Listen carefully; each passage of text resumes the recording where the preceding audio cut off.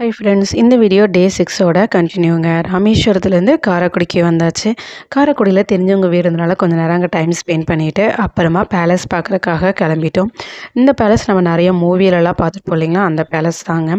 உள்ள விசிட்டர்ஸ் பார்க்குறக்கு அலோடு கிடையாது, ஷூட்டிங்க்கு மட்டும்தான் அலோவ் பண்ணுறாங்க. அது இல்லாமல் நாங்கள் பார்த்த பேலஸுமே வந்து பார்த்திங்கன்னா வீடியோ எடுக்கக்கூடாது அப்படின்னு சொல்லிட்டாங்க. ஸோ அதனால் வெளியே இருந்து தான் வந்து வீடியோ எடுத்து நான் வந்து அதை மட்டும்தான் வந்து போஸ்ட் பண்ணியிருக்கிறேன். ஸோ நாங்கள் பார்த்த அந்த தெருவிலே பார்த்திங்கன்னா ஒரு 4-5 பேலஸ் இருந்துச்சுங்க. எல்லாமே ரொம்ப நல்லாவே இருந்துச்சு. ஸோ இங்கே முடிச்சுட்டு அதுக்கப்புறமா நாங்கள் வந்து திருச்சி கிளம்பிட்டோம். போய் சேர்றதுக்கே பார்த்திங்கன்னா 7:30 அந்த டைம் ஆயிடுச்சுங்க. ஸோ நைட் நேரத்தில் தான் நாங்கள் வந்து ஸ்ரீரங்கம் வந்து தரிசனம் பண்ணோம். ஸோ போகும்போதே வந்து பார்த்திங்கன்னா 236 அடி இருக்கிற ராஜகோபுரத்தை தரிசனம் பண்ணிவிட்டு போயாச்சு. ஸோ இங்கே மூலவர் பார்த்திங்கன்னா ஸ்ரீரங்கர் ரங்கநாச்சியார் அம்மன் தான். ஸோ 108 திவ்ய தேசத்தில் முதல் திவ்ய தேசம் நம்ம ஸ்ரீரங்கம் தாங்க. நம்ம ஸ்ரீரங்கத்தை பூலோக வைகுண்டம் அப்படின்னும் சொல்லுவாங்க. 11 ஆழ்வார்களால் பாடப்பட்ட ஒரே ஸ்தலம் வந்து இந்த ஸ்தலம் தாங்க.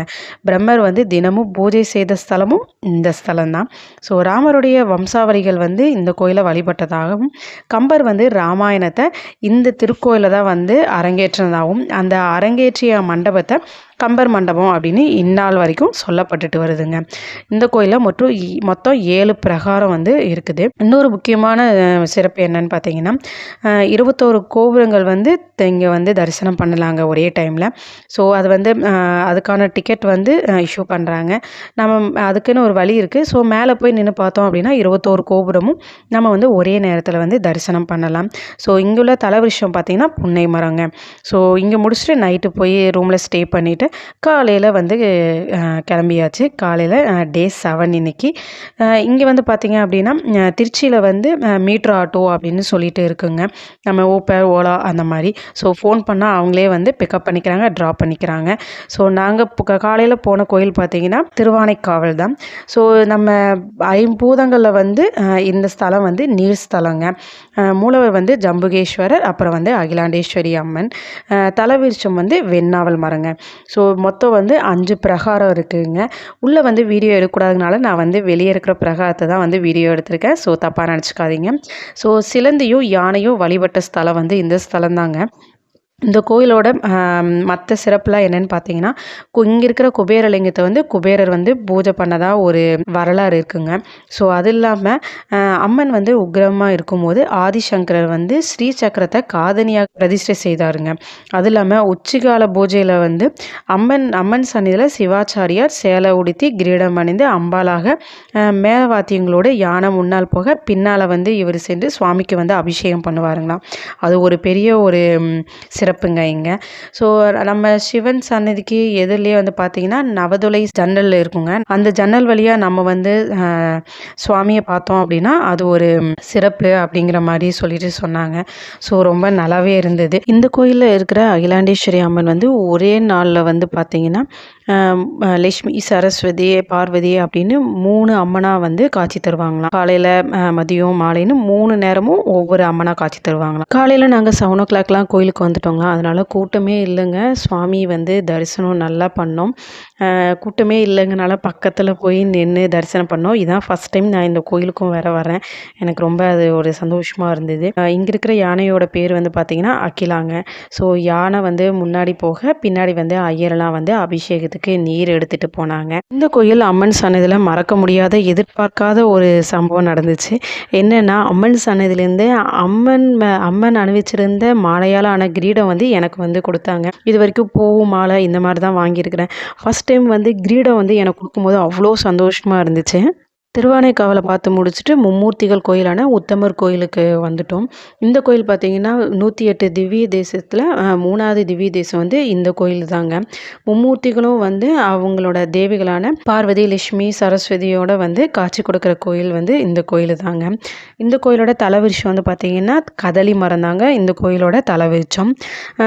இங்கே திருச்சியிலே வந்து பார்த்திங்கன்னா ஒரு 6 திவ்ய தேச கோயில்கள் இருக்குது. பட் எங்களால் எல்லா கோயிலுக்கும் வந்து போக முடியல, டைம் வந்து வந்து இல்லை. அது இல்லாமல் இந்த கோயிலில் வந்து அந்த கோபுரத்தில் இங்கே இருக்க அந்த நந்தி இருக்கார் இல்லைங்களா, தலை வந்து ஒன்று தான் இருக்குது. பட் உடம்பு வந்து பார்த்திங்கன்னா 2 பக்கமும் இருக்கிற மாதிரி இருந்துச்சு. பார்க்குறக்கே ரொம்ப நல்லா இருக்குது. இதோ இதுதான் சொன்னேன் நான். பார்க்குறக்கே ரொம்ப நல்லாவே இருந்துச்சுங்க அது. ஸோ நீங்கள் வந்தீங்கன்னா கண்டிப்பாக இந்த கோயில் வந்து விசிட் பண்ணுங்கள். அது இல்லாமல் இங்கே இருக்கிற மற்ற எல்லா திவ்ய தேச கோயிலுமே வந்து பாருங்கள். தாயுமானவர் கோயிலுக்கும் உச்சி பிள்ளையார் கோயிலுக்கும் தான் போயிட்டுருக்கோம். 275 அடி உயர மலை மேலே இருக்கிற உச்சி பிள்ளையாரை பார்க்க நம்ம வந்தாச்சு. ஸோ மலை கோயிலுக்கு போகிற அந்த படி பார்த்திங்கன்னா 400 படிக்கு மேலேயே இருந்ததுங்க. போகிற வழியிலேயே வந்து பார்த்திங்கன்னா மீனாட்சி சுந்தரேஸ்வரர் சன்னதி இருந்தது. ஸோ அங்கேயே வந்து சுவாமி தரிசனம் பண்ணிவிட்டு நாங்கள் வந்து படியேற மறுபடியும் ஆரம்பிச்சிட்டோம். ஸோ நம்ம உச்சி பிள்ளையார் கோயிலுக்கு போகிற வழியிலேயே வந்து பார்த்திங்கன்னா தாயுமானவர் கோயிலும் வந்து தனியாக இருக்குங்க. தாயுமானவர் கோயிலில் உள்ளே வந்து ஃபோன் வந்து அலோடு கிடையாது. ஸோ அதனால் அந்த கோயிலை பற்றி நான் சொல்கிறேன்.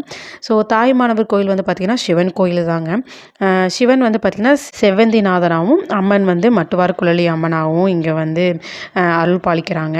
இறைவன் வந்து பார்த்திங்கன்னா சுயம்பு லிங்கமாகவே வந்து மேற்கு நோக்கி வந்து இருப்பார். அது இல்லாமல் தேவார பாடல் பெற்ற 274 சிவாலயங்களில் இது வந்து 69வது ஸ்தலங்க.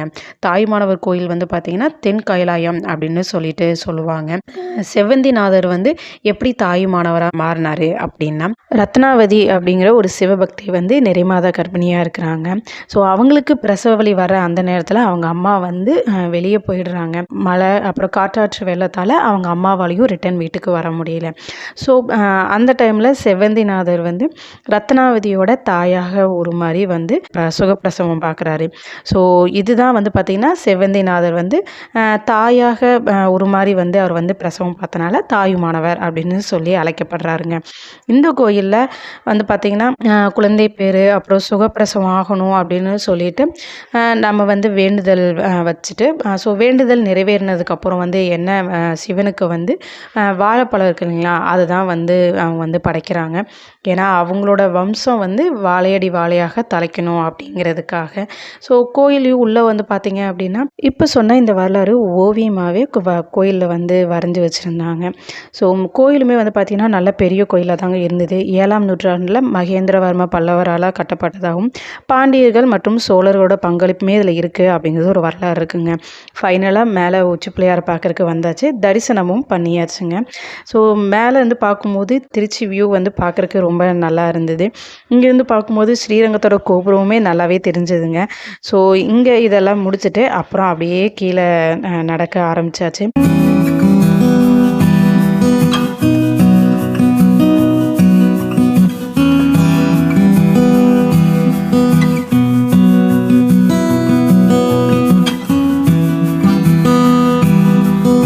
உள்ள என்ட்ரன்ஸ் ஆகி வந்து அதுவும் ஒரு வழி தாங்க. இது வந்து பார்த்திங்கன்னா மெயின் ரோட்டில் இருக்குது இந்த வழி. ஸோ இந்த வழியாகவும் நம்ம கோயிலுக்கு போகலாம். இங்கே வந்து காலையில் டிஃபனை முடிச்சுட்டு அப்புறமா வந்து குழந்தைக்கும் ஹஸ்பண்ட்க்கும் வாங்கிட்டு போயிட்டு அப்புறமா அங்கேருந்து கிளம்பி சென்னைக்கு போயிட்டு சென்னையில் ஒரு நாள் ஸ்டே பண்ணிவிட்டு அப்புறமா விஜயவாடாக்கு கிளம்பிட்டோம். ஸோ இந்த ட்ரிப்பு இதோட முடிஞ்சதுங்க. இந்த ட்ரிப்பில் நம்ம பார்த்தா எல்லா பிளேஸஸும் உங்களுக்கு பிடிச்சிருக்கும்னு நினைக்கிறேன். ஸோ இந்த ட்ரிப் உங்களுக்கு பிடிச்சிருந்ததுன்னா மறக்காமல் லைக் பண்ணுங்கள், ஷேர் பண்ணுங்கள், அப்படியே சப்ஸ்கிரைப் பண்ணுங்கள். நாளைக்கு இன்னொரு வீடியோ பார்க்கலாம். பாய். Thank you.